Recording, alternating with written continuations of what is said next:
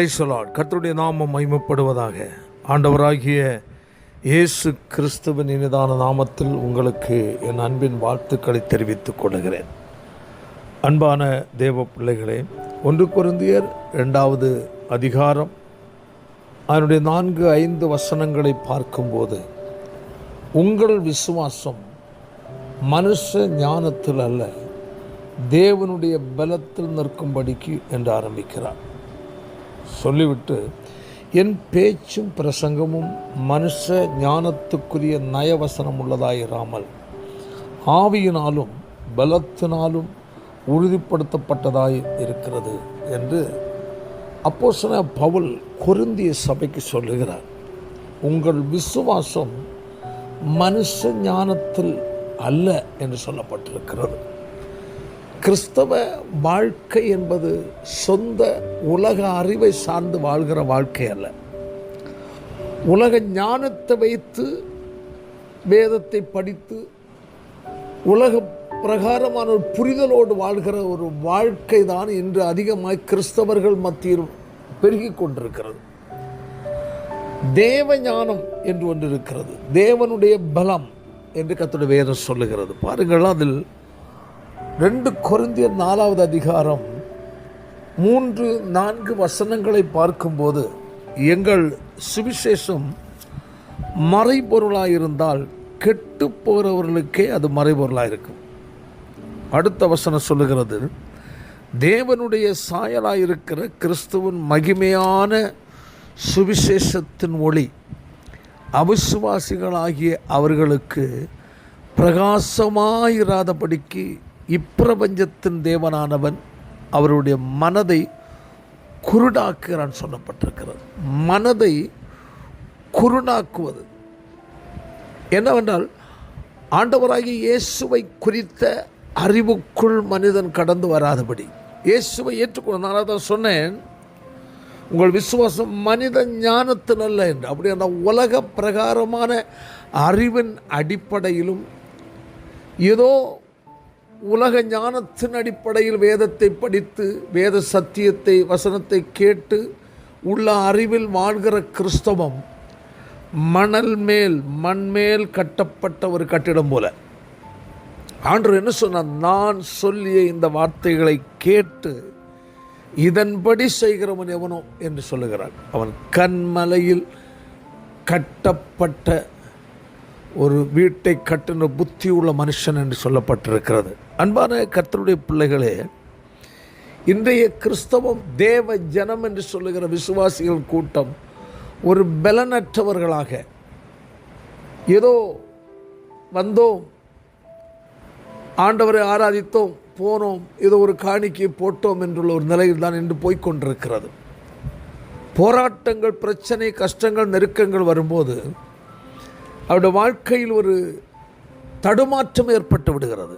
அதற்கு காரணம் என்னவென்றால், அவர் இயேசுவை ஏற்றுக்கொண்ட அந்த விதம், அந்த முறையே சரியில்லாததாய் மாறிவிடுகிறது. வைஸ்கால் பவுல் சொல்லுகிறார், 1 கொரிந்தியர் 2:2 வாசிக்கும்போது, இயேசு கிறிஸ்துவை சிலுவையில் அறையப்பட்ட அவரே அன்றி வேறு ஒன்றையும் உங்களுக்குள்ளே அறியாதிருக்க தீர்மானித்தேன் சொல்லுகிறார். சிலுவையில் அறையப்பட்ட அவரே என்றாக்கம். நாம் அங்கு பார்த்தோம் உலக ஞானம், வைஸ்கால், அல்லேலூயா. ஆனால் இங்கு நாம் பார்க்கிறோம் 2 கொரிந்தியர்ல 4வது அதிகாரம் 4ஆம் வசனத்தில், தேவனை அறிய விடாதபடி இப்பிரபஞ்சத்தின் தேவன் மனதை குருடாக்குகிறார். சத்தியத்தை கேட்டாலும் ஏற்றுக்கொள்ள மனமற்றது, எதிர்வினையாற்றுவது. உபதேசங்கள், சத்தியங்களை போதிக்கிறோம். சத்தியம்தான், சத்தியத்தையும் அறிவீர்கள், சத்தியம் உங்களை விடுதலையாக்கும் என்று வேதம் சொல்லுகிறது. எந்தெந்த நிலையில் விடுதலையாக்கும்? உலக பாரம்பரியத்தில் நம்ம விடுதலையாக்கும், பாவத்திலிருந்து விடுதலையாக்கும், பிரைஸ்காட் வாழ்ந்து கொண்ட ஒரு நிர்விசாரமான நிலையிலிருந்து ஒரு விடுதலையாக்கும், இன்னும் பரிசுத்தத்துக்கு நேரம் நம்ம வழிநடத்தும், நித்தியத்துக்கு நேரம் நம்ம வழிநடத்தும். இந்த நிலைக்கு நேராய் நம்முடைய கவனத்தை திரும்ப விடாதபடி தேவ ஜனங்களுடைய மனதை சத்துரு குருடாக்கி வைத்திருக்கிறார். வைஸ்காட் அதுதான் நாம் இங்கு பார்க்கிற ஒரு முக்கியமான காரியமாக இருக்கிறது. வைஸ்காட் அதிலிருந்து கர்த்தர் நம்மை விடுவிக்க வேண்டும். வேதம் நமக்கு என்ன சொல்லுகிறது என்றால், வைஸ்கார் 1 பேதுரு 2:24 வாசிக்கும், நாம் பாவங்களுக்கு செத்து நீதிக்கு பிழைத்திருக்கும்படிக்கு அவர் தாமே தமது சரீரத்தில் நம்முடைய பாவங்களை சிலுவை மேல் சுமந்தார் என்று சொல்லப்பட்டிருக்கிறது. இயேசு நம்முடைய பாவங்களை அவர் சிலுவையில் சுமந்து தீர்க்கிறார். வைஸ்கார் அன்பான கர்த்தருடைய பிள்ளைகளை, இந்த நாட்களில் ஒரு தேவனுடைய பிள்ளைகளுடைய வாழ்க்கையில் மிக ஒரு தெளிவான ஒரு கிறிஸ்தவ வாழ்க்கை வாழ கற்றுக்கொள்ள வேண்டும். பவுல் இன்னுமாய் துக்கப்படுகிறார், புலம்புகிறார்.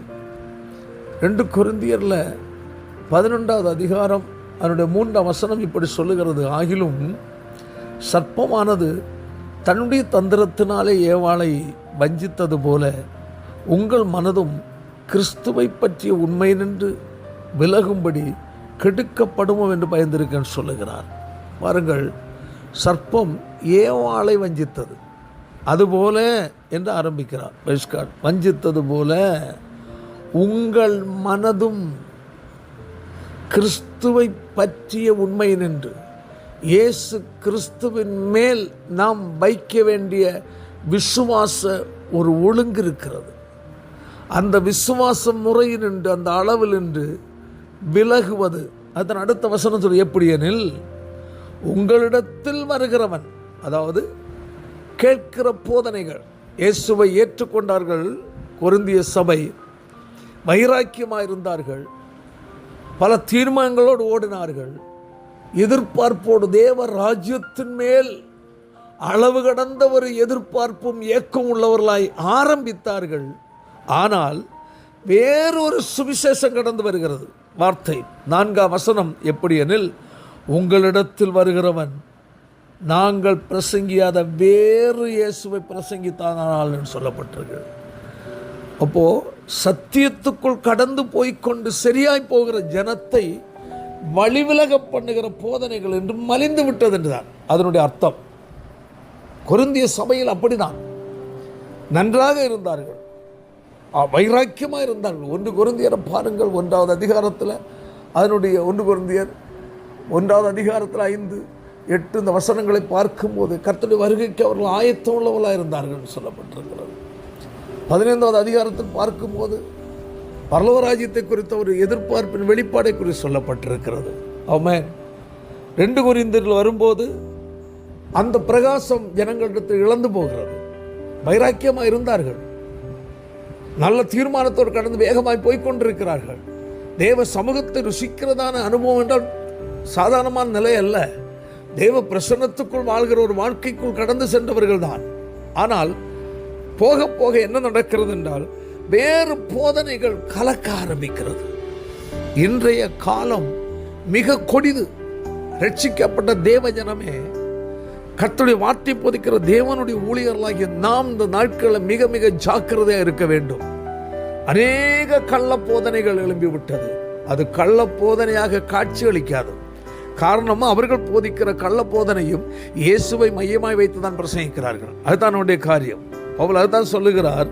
வைஸ்காட் நாங்கள் பிரசங்கியாத வேறு இயேசு. 1 கொரிந்தியர் 2:2 சொல்லுகிறார், சிலுவையில் அறையப்பட்ட அவரே அன்றி வேறு ஒன்றையும் உங்களுக்குள் அறியாதிருக்க தீர்மானித்தேன். அங்கு போடுகிறார் பாருங்கள், வேறு ஒன்றையும் அறியாதிருக்க. அப்படி என்றால் இயேசுவை மையமாய் வைத்து, இயேசு என்ற பெயரை வைத்து வேறு போதனைகள் ஏராளம். அதுதான் அதனுடைய உண்மையான காரியம். சிலுவையில் அறையப்பட்ட இயேசு, சிலுவையில் சம்பாதித்த ரட்சிப்பு, பரிசுத்தம், பரலோகத்தை குறித்த ஒரு நம்பிக்கை, எதிர்பார்ப்பு, சத்தியத்தை கை கொண்டு வாழ்கிற ஒரு வைராக்கியமான வாழ்க்கை, இந்த நிலையிலிருந்து லகுப்படுத்துகிற போதனை. அதுதான் பாடுகள் இல்லாத கிறிஸ்தவ வாழ்க்கை, உபத்திரவம் இல்லாத சொகுசான வாழ்க்கை, செழிப்பான கிறிஸ்தவ வாழ்க்கை. இப்பொழுது இருக்கிறதை பார்க்கலாம், 1000 மடங்கு பெறுவீர்கள் பிரசங்கம். ஆமென். மேலாக்குவார். ஆமென். விருத்தியடைய செய்வார். வெறும் செழிப்பு மட்டுமே போதனை. உபதேச சத்தியத்தோடு ஆசீர்வாதத்தை குறித்து பேசுவது தவறல்ல. வெறும் ஆசீர்வாதம் மட்டுமே, செழிப்பு மட்டுமே போதிக்கிற போதனை முற்றிலும் வேதத்திற்கு புறம்பானது. காரணம், இயேசு சிலுவையில் சம்பாதித்தது இம்மைக்குரிய ஆசீர்வாதம் அல்ல, உன்னதத்தின் ஆசீர்வாதம். ஆமென், ஹல்லேலூயா. இன்றுள்ள போதனைகள் அநேகம் பிரைஸ் காட், உலக செழிப்பு, மனுஷ புகழ்ச்சி, உலக பேசங்கள், ஆடம்பரமான வாழ்க்கை, இவைகளை பற்றியே போதனைகள். Praise God. நாம் இந்த நாட்கள் அதிகமாய் நாம் அதை குறித்து கேள்விப்படுகிறது உண்டு. ஆனால் அன்பான தேவனுடைய பிள்ளைகளே, அதான் அங்கு சொல்லுகிறார், உங்கள் விசுவாசம் மனுஷ ஞானத்தில் அல்ல, தேவ பலத்தில் நிற்கட்டும் என்று பவுல் அங்கு பிரசங்கிக்கிறார். கர்த்தருடைய வார்த்தையை கேட்கிற அன்பான தேவனுடைய பிள்ளைகளே, இந்த நாட்களில் நம்முடைய விசுவாசம் எந்த நிலையில் இருந்து கொண்டிருக்கிறது? நம்முடைய சபைகளில் தேவனுடைய ஊழியர்களாகிய நாம் சிந்திக்க வேண்டும். சபைகளில் வருகிற தேவ ஜனங்கள் எப்படிப்பட்ட விசுவாசம் நின்று கொண்டிருக்கிறார்கள்? தீமோத்தேயு சொல்லுகிறார், பவுல் தீமோத்தேயுக்கு சொல்லுகிறார், 2 தீமோத்தேயு 4வது அதிகாரம் அதனுடைய 2-3 வசனங்களை வாசிக்கும்போது, சமயம் வாய்த்தாலும் வாய்க்காவிட்டாலும் ஜாக்கிரதையா திருவசனத்தை பிரசங்கம் பண்ணு, எல்லா நீடிய சாந்தத்தோடும் உபதேசத்தோடும் கண்டனம் பண்ணி கடிந்து கொண்டு புத்தி சொல்லு. இந்த நாட்களில் கடிந்து கொண்டு போதிக்கிற போதனையை ஏற்க மறுக்கும் உள்ளங்கள் பெருகிவிட்டது. Price God. கடிந்து கொள்ளுதல் எது? கண்டனம் பண்ணுவது எது? Praise God. தேவன் வைத்த திட்டத்தை விட்டு வழிவிலகும் போது கடிந்து கொள்ளுதல் கடந்து வருகிறது. அடுத்து சொல்லப்பட்டு ஏனென்றால் அவர்கள் ஆரோக்கியமான உபதேசத்தை பொறுக்க மனதில்லாமல் செவித்தனம் உள்ளவர்களாகி தங்கள் சுய இச்சைகளுக்கு ஏற்ற போதகர்களை தங்களுக்கு திரளாய் தெரிந்து கொண்டு, எவ்வளவு பயங்கரமாக சொல்லப்பட்டிருப்பாருங்க. Price God. ஆரோக்கியமான உபதேசத்தை பொறுக்க மனதில்லை, சத்தியத்தை ஏற்க மனமில்லை. இதெல்லாம் யார் கை கொண்டு வாழ்வது? இப்படியெல்லாம் வாழணுமா? இப்படியெல்லாமும் போதிப்பார்களா என்றெல்லாம் கேள்வி கேட்டு உபதேசங்கள் சத்தியங்கள் கேட்க மனமற்ற நிலை பாருங்கள். அது சொல்லப்படும், தங்கள் சுய இச்சைக்கேற்ற போதகர்களை தங்களுக்கு திரளாய் சேர்த்துக் கொள்வார் சொல்லப்பட்டிருக்கிறது. அப்படி என்றால் தங்களை கூழாக்கி நடத்துகிறார். அப்படி என்றால் தங்களை அப்படியே மசாஜ் பண்ணி நைஸ் பண்ணி அப்படியே அரவணைச்சி சீழ்புதுக்கப்படாதபடி ரொம்ப ஒரு நைஸான போதனை, செழிப்பு போதனை, ஆசீர்வாத போதனை, வாக்குத்தத்த போதனைகள், இவைகளையே பேசி தாளாட்டி இன்று போதிக்கிற போதகர்கள் தேவை என்று அநேக மக்கள் விரும்புகிறார்கள். அதற்கேற்றபடி போதகர்களும் பெருகிவிட்டார்கள். சத்தியத்துக்கு செவிய விலக்கி கட்டுக்கதைகளுக்கு சாய்ந்து போகும் காலம். அநேகருடைய வாழ்க்கையில் ஒரு வசனத்தை எடுப்பார்கள், அதிகமாக உலக கதைகள் தான் நிரம்பி இருக்கும். ஆனால் உலக கதைகள் ஒருபோதும் தேவ ஜனங்களை பரிசுத்தத்துக்கு நேராய் நித்தியத்துக்கு நேராக வழி நடத்தாது, உலகத்திற்கு நேராக தான் வழி நடத்தும். அன்பான தேவ பிள்ளைகளே, இந்த நாட்கள் தேவனுடைய பிள்ளைகளாகிய தேவ மக்கள் ஒரு மிகவும் தெளிவுள்ள ஒரு கிறிஸ்தவ வாழ்க்கை வாழ வேண்டும் என்பது மிக முக்கியம். கலாத்தியரில் சொல்லுகிறார், வைஸ்காட், உங்களை கிறிஸ்துவன் கிருபையினாலே அழைத்தவரை நீங்கள் இவ்வளவு சீக்கிரமாய் விட்டு வேறு ஒரு சுவிசேஷத்திற்கு திரும்புவதை பற்றி நான் ஆச்சரியப்படுகிறேன்னு கேட்குறேன். கலாத்திய சபையை பற்றி கேட்குறார். சீக்கிரமாய், இவ்வளவு சீக்கிரமாய் விட்டு விலகி போகிறீங்களே. நல்லா தானே இருந்தீங்க, வைராக்கியமான இருந்தீங்க, சத்தியத்தை கேட்கும்போது இனிமையாக இருந்தது, இப்போ சத்தியம் உங்களுக்கு கசக்கிறதே காரணம் என்ன என்றான் கேட்கிறார். 7ஆம் வசனம், வேறொரு சுவிசேஷம் இல்லையே. சிலர் உங்களை கலகப்படுத்தி கிறிஸ்துவனுடைய சுவிசேஷத்தை புரட்ட மனதாக இருக்கிறார். கிறிஸ்துவின் சுவிசேஷத்தை புரட்டும் போதனை. இயேசுவை தான் பிரசங்கிக்கிறார்கள், இயேசு தான் வருது, அங்கே பாட்டும் இயேசுவை பெற்று தான், பிரசங்கமும் இயேசுவை பெற்று தான். ஆனால் பிரைஸ் காட், சுவிசேஷத்தை புரட்டுவது நித்தியத்துக்கு நேராய், நித்தியத்தில் பரலோக வாழ்வை அடைய வேண்டும் என்றால் பரிசுத்தத்தை குறித்து போதிக்க வேண்டும், சத்தியத்துக்குள் வழிநடத்தப்பட வேண்டும், உபதேச சத்தியங்களை கொடுக்க வேண்டும். அந்த நிலைக்கு நேரம் வழிநடத்தாதபடி பிரைஸ் காட் வேறொரு போதனை, அப்படி என்றால் இம்மைக்குரிய ஆசீர்வாதத்தை குறித்து மட்டும். இன்று கிருபை உபதேசங்கள், பாவம் பெருகிற இடத்துக்கு கிருபை பெருகும், எவ்வளவு பாவம் செய்தாலும் பிரச்சனை, எல்லாத்துக்கும் இயேசு சிலுவையில் மரித்து விட்டார் என்று பாவம் செய்து அப்படியே ஆராதனை நடத்தி அப்படியே பிரசங்கம் பண்ணி மக்களை தாளாட்டி பாட்டி கொண்டிருக்கிற ஒரு கூட்டம் ஊழியர்கள் உண்டு. அதை பின்பற்றுகிற பெருங்கூட்டம் ஜனங்களும் இருக்கிறார்கள். வழி மாறி போகிற கூட்டம். Praise God. தேவன் அவர்கள் வைத்த பாதை அல்ல. ஆமென். அதான் 1 கொரிந்தியர் 1:23 சொல்லப்பட்ட நாங்களோ சிலுவை அறையப்பட்ட கிறிஸ்துவை பிரசங்கிக்கிறோம். அவர் யூதருக்கு இடரலாயும் கிரேக்கருக்கு பைத்தியமாக இருக்கிறார். இடரல் அவர்கள் எதிர்பார்த்த காரியம் அல்ல. அதான் சொல்லப்பட்டிருக்கிறது. யூதர்கள் அடையாளத்தை கேட்குறாங்க, கிரேக்கர் ஞானத்தை போதிக்கிறாங்க.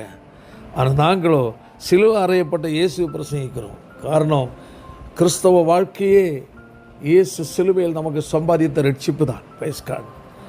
வேறு எந்த ஒரு வாழ்க்கையும் நமக்கு இல்லை. Praise God. நம்மை கத்த தெரிந்து கொண்டது இம்மைக்காக அல்ல. வேதம் சொல்லுகிறது, இம்மைக்காக மாத்திரம் கிறிஸ்துவ நம்பிக்கை உடையவர்களாக இருந்தால் எல்லா மனிதரை பார்க்கலும் நாம் பரிதபிக்கப்பட்டவர்களாய் மாறிவிடுவோம் வேதம் சொல்லுகிறது. அதுதான் அங்கு சொல்லப்பட்டிருக்கிறது. Praise God. எபேசியர் 2:2 முற்காலத்தில் உலகத்துக்கு ஏற்றபடி தான் வாழ்ந்துட்டு இருந்தோம். கீழ்ப்படி அவன் பிள்ளைகளிடத்தில் இப்பொழுது கிரியை செய்கிறதன் ஆகாயத்து அதிகாரப்பிரவாகி ஆவிக்கேற்றபடி நடந்த கூட்டம் தான். Praise God. எபேசியர் 2:12 முதல் பார்க்கும் அக்காலத்து கிறிஸ்துவை சேராதவர்களாக இருந்தோம். இஸ்ரவேலின் காணியாட்சி புறமானவர்களாக இருந்தோம். வாக்குத்தத்த உடன்படிக்கை அந்நியராக இருந்தோம். நம்பிக்கையற்றவர்களாக இருந்தோம். இவ்வுலகத்து தேவனற்றவர்களாக இருந்தோம். அப்படி வாழ்ந்த நம்மை அருமை ஆண்டவர் சிலுவையில் நமக்காக அவர் சம்பாதித்த அந்த ரட்சிப்பின் மூலமாய் தேவனாகிய கர்த்தரை கண்டுகொள்ளவும் அவருடைய நாமத்தின் விசுவாசங்களால் அவரை ஏற்றுக்கொண்ட எத்தனை பேர்கள் அத்தனை பேர் தேவனுடைய பிள்ளைகளாய் மாறும் பெரிய ஒரு பாக்கியத்தை நமக்கு கொடுத்தார். அன்பான தேவனுடைய பிள்ளைகளே, கிறிஸ்தவ வாழ்க்கை ஏதோ இம்மைக்காக வாழ்ந்து ஓடி முடிக்கிற வாழ்க்கை அல்ல. இந்த உலகம் மாறிப்போம். ஆனால் நம்மை கர்த்தர் அழைத்தது நித்தியத்திற்கு அழைத்திருக்கிறார்.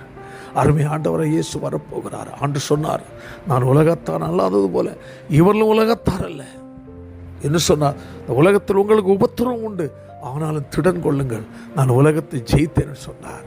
ஆமென். உங்களுக்கு அவர் ஸ்தலத்தை நான் ஆயத்தம் பண்ண போகிறேன்.